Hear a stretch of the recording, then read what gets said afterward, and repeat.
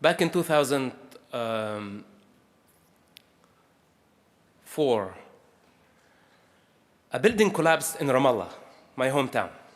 And because of corruption and because of the limitation of the Palestinian Authority, they were not prepared to have a rescue team.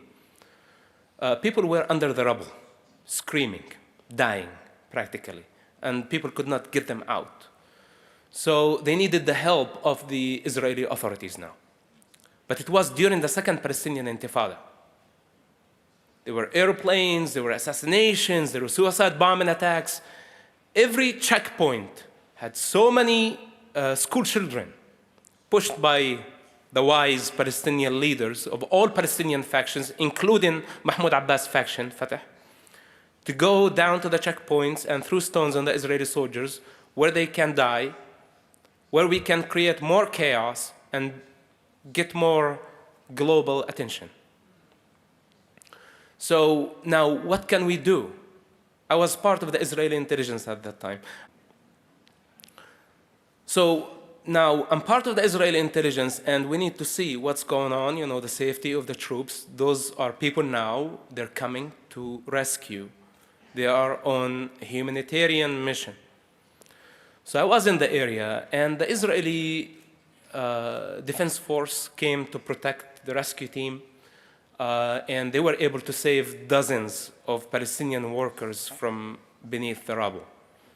They worked an entire day, and the Palestinian people watching. The children of the refugee camps, women, everybody is watching the rescue. And I thought to myself, how do they feel about this right now? For me, you know, I was fascinated, you know, to see, you know, how democracy function in situations like this. You know, war is something, conflict is something, humanity is something else. Now there is a crisis. People are dying, and we are here, not because we are Israelis, because we are human beings trying to help other human beings, regardless of what happened last night, regardless of what's going to happen tomorrow, or possibly on our way out of the city of Ramallah.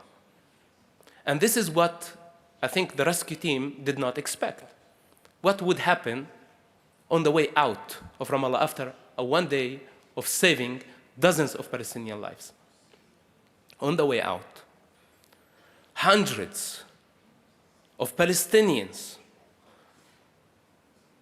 said thank you to the Israeli Defense Forces and rescue team in a very special way by throwing stones, Molotov cocktails, and shooting on the Israeli vehicles for about 5 miles from the city center all the way to the checkpoint.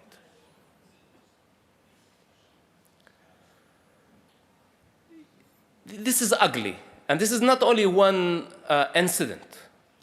I say this is ugly because the Palestinian people in general, the collective consciousness, and I challenge their best philosopher to come out and debate me.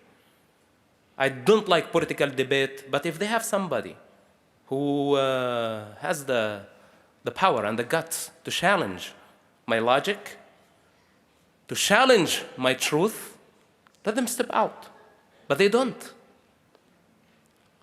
They like to stay in gray areas, in shallow waters. This is where they prefer to be. They like the type of media like CNN because they are too emotional and they know how to manipulate them.